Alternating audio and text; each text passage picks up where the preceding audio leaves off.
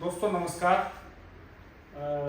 आज हम चर्चा करने वाले गन्ने के मुद्दे पर, क्योंकि गन्ना जो है वेस्टर्न यूपी की अर्थव्यवस्था की रीढ़ है और न सिर्फ बाजार बल्कि सियासत में भी गन्ने की बड़ी भूमिका है। इधर किसान आंदोलन और राजनीतिक दलों की सियासत भी गन्ने के इर्द गिर्द लंबे समय होती रही है। हमारे साथ वरिष्ठ पत्रकार राजेश शर्मा जी मौजूद हैं, जिन्होंने इस इलाके में गन्ने के मुद्दे को लंबे समय तक कई अखबारों के लिए कवर किया है। राजेश भाई साहब, आपका चैनल पर स्वागत है। धन्यवाद। गन्ना एक समय जब भी गन्ने का सीजन आता था तो पूरे वेस्टर्न यूपी की पॉलिटिक्स में हलचल मच जाती थी। एक तरफ चौधरी महेंद्र सिंह टिकैत जो है मेरठ कमिश्नरी या लखनऊ पे डेरा डालने की घोषणा कर देते थे। गन्ने के भाव का सवाल फिजाओं में तैर जाता था। पिछले साल के भुगतान का मसला भी गर्म हो जाता था। अब इस बार क्या पल्स है? डॉक्टर साहब, अभी आप देखो, वेस्ट यूपी के आप तमाम जिलों में देखो, इस समय तमाम जहां डिस्ट्रिक्ट मजिस्ट्रेट कार्यालय है वहां रोज किसानों का जमावड़ा इस समय लगा हुआ है। अच्छा, हैरत की बात ये भी है कि एक तरफ जब सरकार कहती है कि 14 दिन में गन्ने का भुगतान होना है, और मैंने ऐसे बहुत सारे बयान सुने मंत्रियों के और सब बड़े पॉलिटिकल लोगों के, उनका कहना है कि भाई हमने जो पहली सरकारों में जो भुगतान होता था हमने उनसे ज़्यादा भुगतान किसानों को दे दिया, लेकिन वो ये नहीं कहते कि 14 दिन में भुगतान करा दिया। अब मलाल इस बात का है कि अब देखो नया पैराशत शुरू होने वाला है, और ऐसी पहले भी बहुत सारी सरकारें रही कि जब नया पैराशत शुरू होता था और जब किसान ये कहता था कि भाई गन्ने का रेट तो बढ़ाओ, फसल तैयार है, गन्ने शुगर मिल गन्ने का रेट बढ़ना चाहिए। अब हमें लगता है कि पिछले 8-10 साल में इतना सब शोर मचाया तमाम जो किसान हैं, किसानों के बहुत सारे आंदोलन हुए। अब तो हमें लग रहा है कि गन्ने का रेट 10 रुपये बढ़ाए हैं, और 10 रुपये से ज़्यादा तो लागत अब जो 10 साल पहले शुगर मिल में गन्ना डालने में किसान जाता था, जो उस समय चाय थी 10 रुपये की, वो 20 रुपये की होगी। तो 10 रुपये कुंटल का रेट बढ़ा और चाय का रेट बढ़ गया 10 रुपये पर चाय का। तो ये बड़ी असमंजस वाली स्थिति है कि किसान लगातार शोर मचा रहे हैं, और सरकार के बहुत सारे विधायक मंत्री कहते हैं कि हमने पहली सरकारों से ज़्यादा भुगतान दे दिया। भाई भुगतान की एक वजह डॉक्टर साहब ये भी है कि आगे उत्पादन तो बढ़ रहा है। जब किसान मेहनत कर रहा है, खाद बीज डाल रहा है, तो उत्पादन तो बढ़ेगा ही। जब उत्पादन बढ़ेगा तो भुगतान ज़्यादा भी आएगा। सवाल 14 दिन के भुगतान के कमिटमेंट का है, और सवाल इस बात का है कि जब नया पैसा शुरू हो गया तो क्यों सरकार और जुड़े हुए मंत्री या विभागीय अधिकारी ये क्यों नहीं कह रहे कि इस बार गन्ना रेट इतना बढ़ेगा? नहीं, ये तो सरकार ने जो है ना कई ऐसे काम किए हैं अनोखे जो पिछली सरकारों ने नहीं किए। दरअसल जो केन एक्ट था यूपी का, उसमें ये प्रोविजन था कि हर एक चीनी मिल को किसान से गन्ना खरीदने के 14 दिन के अंदर भुगतान करना होगा। अगर ऐसा नहीं करती चीनी मिल तो सरकार के पास ये राइट होगा कि वो उसकी संपत्ति जब्त करे, उसकी चीनी शीरा जब्त कर ले, अल्कोहल जब्त कर ले अगर डिस्टिलरी है तो, और उसको सेल करके मार्केट में उससे किसानों का भुगतान कर ले या टेक ओवर कर ले चीनी मिल को। तो एक तो केन एक्ट को बहुत निष्प्रभावी कर दिया इस सरकार ने। दूसरा काम ये किया है कि पहले केन रिजर्वेशन के लिए मीटिंग्स होती थी पूरे प्रदेश में, और वो कमिश्नरी हेडक्वार्टर पे होती थी। उसमें किसानों के रिप्रेजेंटेटिव जाते थे, उसमें चीनी मिलों के रिप्रेजेंटेटिव जाते थे, एडमिनिस्ट्रेशन के रिप्रेजेंटेटिव जाते थे, और वो ये बात रखते थे, वहाँ ये डिस्कशन होता था कि किस मिल को कितना केन एरिया अलॉट किया जाए। अब ये तो पिछली सरकारों ने खेल कर दिया था कि वो जो रिजर्वेशन की मीटिंग्स हैं वो कमिश्नरी वाइज बंद करके वो लखनऊ हेडक्वार्टर पे करनी शुरू कर दी थी, क्योंकि किसान दमदारी से कमिश्नरी हेडक्वार्टर पर जाकर अपनी बात रखते थे, सवाल उठाते थे। वो कहते थे कि भाई इस चीनी मिल ने पिछले साल का भुगतान नहीं दिया, हम नहीं चाहते इस चीनी मिल को गन्ना देना, हम चाहते हैं कि फला चीनी मिल का पेमेंट अच्छा है उसको दे दिया जाए। अब इसमें एक खेल ये था कि ये दरअसल मायावती सरकार से शुरू हुआ था ये खेल। मायावती सरकार और अखिलेश सरकार में एक प्रेशर ये बिल्डअप होता था निजी चीनी मिलों के ऊपर भुगतान का। तो जो सरकारी चीनी मिलें हैं, किसान चाहते थे सरकारी चीनी मिलों को उनके तोल केंद्र उनके यहाँ सरकारी मिलों के लग जाएं, क्योंकि उनका पेमेंट अच्छा रहता था। 1-2 मिलें जैसे दोराला हो गई, इनका 1-2 मिलों का पेमेंट अच्छा रहता था। दोराला मवाना खतौली, हाँ। दोराला मवाना खतौली, तो इनकी तरफ जाते थे किसान या जाते थे सरकारी मिलों की तरफ। तो वो टंटाई खत्म कर दिया उन सरकारों ने। उन्होंने कहा केन रिजर्वेशन की मीटिंग अब लखनऊ में होगी, ना लखनऊ तक किसान आएगा और ना शोर शराबा होगा, बिल्कुल। तो जैसा चाहेंगे वैसा अलॉट कर देंगे। तो बाकायदा प्लानिंग के तहत सरकारी मिलों का आवंटन कम होता चला गया, सरकारी का प्राइवेट मिलों का बढ़ता चला गया और सरकारी का घटता चला गया रकबा। फिर दूसरा काम इस सरकार ने किया कि वो केन एक्ट को एकदम गद्दी की टोकरी में फेंक दिया 14 दिन के भुगतान वाले मामले को। और नया खेल ये किया इस सरकार ने कि ये जोड़ के बताने लगे। ये किसी सरकार ने नहीं किया कि वो जोड़ के बताए गन्ने का पेमेंट।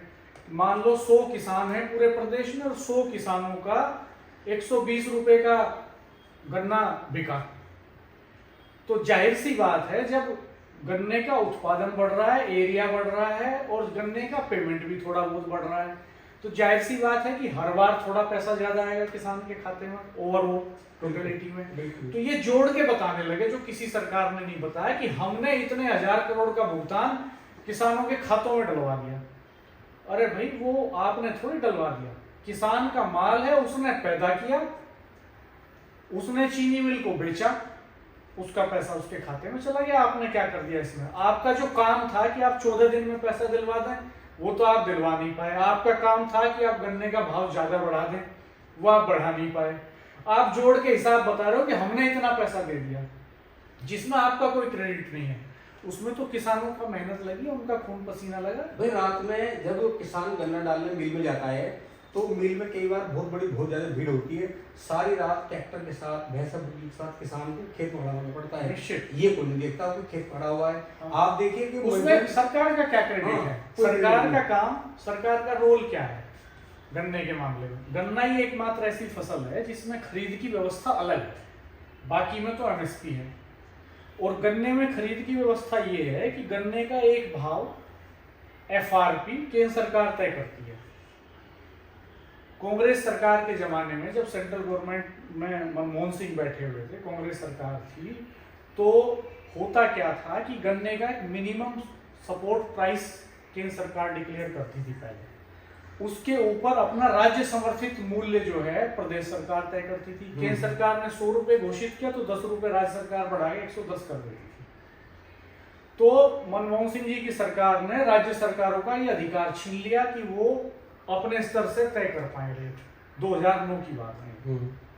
किसानों ने आंदोलन किया उस वक्त बड़ा, चौधरी महेंद्र सिंह टिकैत उस समय थे, अजीत सिंह जी उस समय थे, और बड़ा घेराव किया दिल्ली में संसद का। उस घेराव के बाद वो वापस ले लिया कानून सरकार ने, और यूपी को यह अधिकार मिल गया, यूपी समेत कई राज्यों को यह अधिकार मिल गया कि वो केंद्र सरकार के एफआरपी पे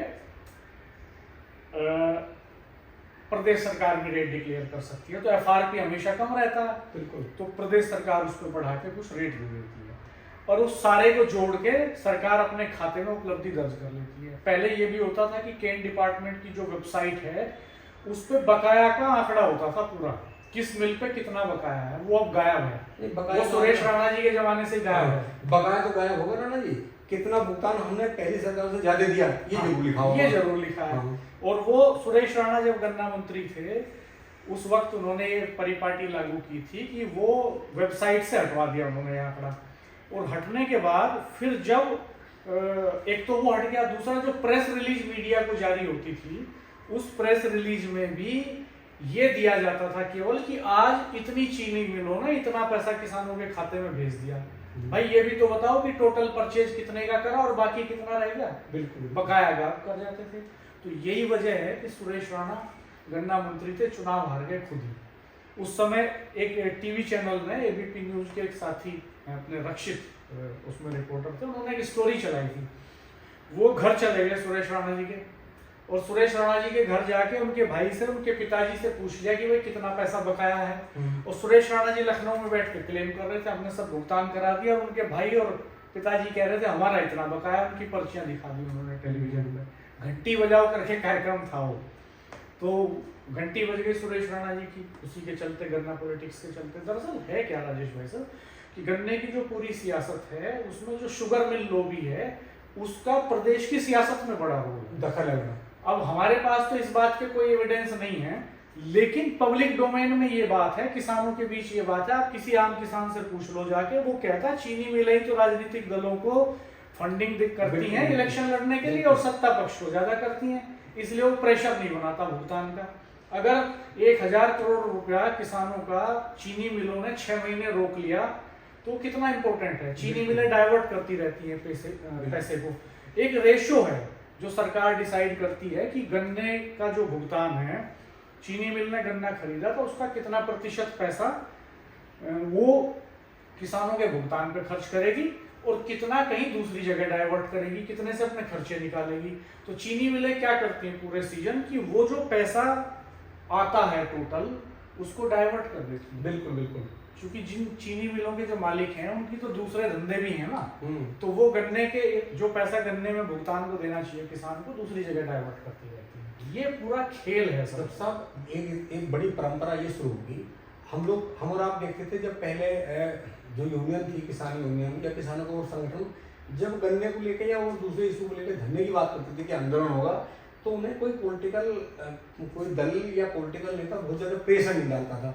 अब एक क्या परंपरा शुरू होगी नई पिछले 5-6 सालों में, एक परंपरा के जब किसान नेता किसी मुद्दे पे, खासकर गन्ने के मुद्दे पे आते हैं मूवमेंट के लिए, तो क्या है कि सरकार से जुड़े हुए जितने भी जातीय नेता हैं उन्हें पीछे लगा देते हैं और उन्हें प्रताड़ित कराते हैं। बोले क्यों तुम सरकार के खिलाफ बैठे हो, तुम्हारा क्या मतलब है, तुम्हारा ये काम मैंने कराया, तुम्हारा ये काम मैंने कराया। मतलब जो किसान संगठन है जो सरकार पे दबाव बनाते थे उन्हें कमजोर करने का काम किया इसके टारगेट पे। इसके बावजूद भी अभी रिसेंटली पिछले हफ्ते 10 दिन के भीतर जो डेवलपमेंट हुए हैं उनमें शामली में लगातार किसानों का धरना चला, सत्ता पक्ष के कई विधायक मुसीबत में फंस गए।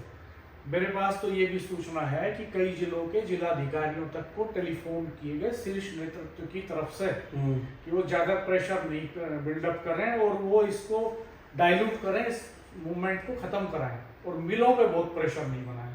ये बात किसानों ने भी कही खुले तौर पे कि ऐसा किया जा रहा है। हमारे पास कोई एविडेंस नहीं है, लेकिन पब्लिक डोमेन में ये बात है। दूसरी बात ये है कि ये धरने इधर बागपत में हुआ, दहा के आस भडल गांव में, मेरठ कमिश्नरी पे धरना चला ही है अभी कई दिन तक। तो ऐसा इसके बावजूद फिर भी जगह जगह किसान प्रतिरोध तो कर ही रहे हैं, आंदोलन कर ही रहे हैं और ये एक मुद्दा है और वेस्टर्न यूपी में तो ये मुद्दा बना रहेगा क्योंकि कोलों में सस्ता बिकता है। डॉक्टर साहब आप ये बताओ, मेरी याद है मैं पिछले लगभग 7.5 साल की बात तो नहीं कर रहा, 7 साल की, मैं 7 साल से पहले की बात कर रहा हूँ, जब 14 दिन का वो जो एक्ट था कि अगर 14 दिन में गन्ने का भुगतान शुगर मिल नहीं करेगी तो उसके खिलाफ मुकदमा दर्ज होगा और या तो शुगर मिल के जीएम या उसके मालिक जेल जाएंगे। तो हमने जब बहुत सारे समाचार लिखे अब से 7 साल पहले, इस समाचार लिखे कि भुगतान ना होने पे मुकदमा दर्ज हुआ और जीएम को गिरफ्तार कर लिया। हाँ, वो बसपा सरकार में एक खास तौर पे होता था कि बसपा सरकार के बाद नहीं हुआ ये, जहां तक मुझे याद पड़ रहा है। बसपा सरकार में होता था कि डीएम जो है सारी चीनी मिलों के अधिकारियों को बुला के मीटिंग करते थे कि भाई रिव्यू मीटिंग करनी है, कितना पैसा तुमने दे दिया और कितना बचा हुआ। मंथली मीटिंग होती है वो रिव्यू मीटिंग। वो गन्ना विभाग के डिप्टी केन कमिश्नर अपने यहाँ करते हैं, फिर वो डीएम के यहाँ भी होती है और कमिश्नर के यहाँ भी होती है। इधर हमने लंबे समय से नहीं सुना कि किसी डीएम और कमिश्नर ने इस तरह की मीटिंग करके कोई रिपोर्ट इश्यू करी हो, या हो सकता है हम चूक गए हो पढ़ने से ऐसी खबर, लेकिन वो आई नहीं। गिरफ्तार होते और क्या गिरफ्तार होने से प्रेशर बनता था। हाँ, वो गिरफ्तार क्या वो ये करते थे कि जैसे बचत भवन में कई बार मेरठ में मीटिंग हुई तो डीएम ने बुला लिया सबको और डीएम साहब ने बैठ के एक सेंटेंस में कह दिया कि भाई हमें ये बताओ कितना पेमेंट दे रहे हो, भुगतान 100% कब तक हो जाएगा। और वो बताते थे कि भाई तुम्हारे ऊपर 150 करोड़ बकाया है टोटल, 150 में से 100 करोड़ भुगतान आज कर दो और चले जाओ। बाहर फोर्स लगा देते थे और अपने घर चले जाते थे डीएम, और वो रात भर बैठे रहते थे, मालिकों से चर्चा करते थे, पूरा बजट देखते थे, अपना पैसे की व्यवस्था करते थे, तुरंत रात में खातों में पैसा डालते थे और जब पैसा रिलीज हो जाता था तब डीएम साहब 2 मिनट के लिए आते थे और कहते थे कि किस किस ने कितना कर दिया, तो वो बताते थे कितना कर दिया और फिर चले जाते थे। ये परंपरा मायावती सरकार के बाद लगभग खत्म हो गई। ये प्रेशर ना अखिलेश सरकार में बिल्डअप हुआ और इस सरकार में तो कहीं हुआ ही नहीं। जबकि उनके पास राइट्स हैं। जो रानी गन्ना संरक्षण की बात आपने याद दिलाई, एक मेरे किस्सा याद आ गया।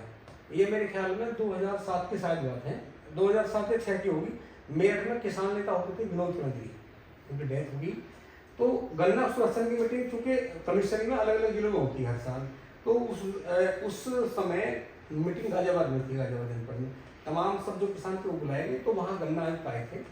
तो जब गन्ना आयुक्त आए, सब किसान बैठे हुए थे, तो उन्होंने क्या काम है, हालांकि वो साउथ के भी थे, हिंदी बोलते थे पर नहीं बोली, वो इंग्लिश में अपनी बात पूरी करते चले गए।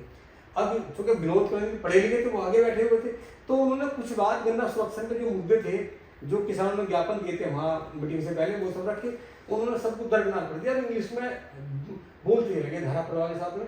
जब बोले उन्होंने लगा विरोध करने, वो बोले तो हमारे बिल्कुल मिटा दिया। उन्होंने कहा रुकिए प्रोफेसर साहब, बोले पहली बात तो ये है कि आप पश्चिम यूपी के किसानों को बेवकूफ मत मानिए, आप ये मत मानिए पढ़े। बोले मैं पोस्ट ग्रेजुएट हूँ, मैं चाहता तो आपकी तरह अफसर बन सकता था, मैं किसान। आप कैसे इंग्लिश में इसलिए बोल रहे हो कि आप उल्टा पुल्टा कुछ भी आदेश कर दोगे, करेंगे। बोले आप पहले इन शब्दों की माफी मांगी कि आपने क्यों कहा, या आपने कैसे कह दिया, हमारी तरह सहमति का आप कैसे सहमति ले ली आपने, इंग्लिश में बोल रहे हैं। बोले पहले आप माफी मांगी, गन्ना आयुक्त को माफी मांगनी पड़ी और फिर भाषण हिंदी में देना पड़ा। तो ये जो गन्ना संरक्षण की मीटिंग थी ना, वो बड़ी घमासान होती थी जब होती थी, तो इन्हें लगा कि भाई हम विरोध दिखाते, इसलिए लखनऊ ट्रांसफर कर दी। लखनऊ किसान जाएंगे नहीं, मीटिंग होगी नहीं। पर जी जरूर है कि वेस्ट यूपी में क्योंकि गन्ना किसान, गन्ना मतलब यहाँ पूरी जो बेल्ट है वो गन्ने पर आधारित है, और गन्ना किसान के आप देखो, आप सबके बच्चों की बात जाकर देखो, गाँव में सरकार भले ये बात कहे कि हमने किसानों की आय दोगुनी कर दी, गांव में अगर आप जाकर देख लो, ऐसा कोई किसान नहीं होगा जिसके बच्चे की 8 महीने की फीस जमा नहीं हुई, फीस बकाया हुई। ऐसा कोई किसान नहीं होगा जिसका 8 महीने का बिजली का बिल बकाया नहीं होगा। ऐसा कोई किसान नहीं होगा जिसका केसीसी समय पर जमा हो गया हो। ऐसा कोई किसान नहीं होगा जिसका कोऑपरेटिव बैंक से अगर खाद भी आया है उसका पैसा न गया हो। तो ये स्थिति किसान की लग रहा है, ये लग ये रहा है कि भाई किसानों की बहुत ज्यादा आय होगी, लेकिन गन्ने के रेट नहीं बढ़ते। जब 10-10 साल में 10 रुपये बढ़ेंगे, उधर चाय के 10 साल में 10 रुपये बढ़ जाएंगे, तो कैसे किसान की आय दोगुनी होगी। और यह गन्ना किसान है, हमें लगता है कि अब धीरे धीरे जिस तरह पूरी मशीनरी किसानों को दबाने का काम कर रही है, अब तो ऐसा काम होने लगा कि चाटाई मार दो और मुंह भी बंद कर दो कि अपनी बात ना बता। दोस्तों, ये वेस्टर्न यूपी की गन्ना पॉलिटिक्स का हाल है, और आपके जो कमेंट्स हैं वो बहुत वैल्यूएबल होते हैं, बहुत इंपॉर्टेंट होते हैं। आप कमेंट बॉक्स में कमेंट करके बताइएगा कि रियल सिचुएशन क्या है किसानों की, गन्ना पॉलिटिक्स को आप किस तरह से देख रहे हैं। क्या वेस्टर्न यूपी से खत्म हो जाएगी गन्ना पॉलिटिक्स? क्या वेस्टर्न यूपी में चीनी मिलें किसानों को इसी तरह से लटकाए रखेंगी, इसी तरह से उनका पैसा रोके रखेंगी, और एक साल का, इस साल का भुगतान अगले सीजन में करती रहेंगी, साल साल बाद करती रहेंगी? क्या वेस्टर्न यूपी में गन्ने की जो खेती है उस पर भी ये खतरा नहीं होगा, ये रिस्क नहीं होगा? मिठास भरा इलाका जिसको एक तरह से शुगर बाउल कहा जाता है, उसमें कड़वाहट घुल रही है, भुगतान न मिलने से उसमें कड़वाहट घुल रही है, गन्ने का भाव तय न होने से। आखिर क्यों सरकारें हर बार आधा पेराई सत्र खत्म होने के बाद गन्ने का भाव तय करती हैं? आखिर क्यों 14 दिन में वादे के बावजूद किसानों को पैसा नहीं दिया जाता? आप कमेंट बॉक्स में ये बातें बताइएगा। धन्यवाद, नमस्कार। चैनल को सब्सक्राइब कीजिए।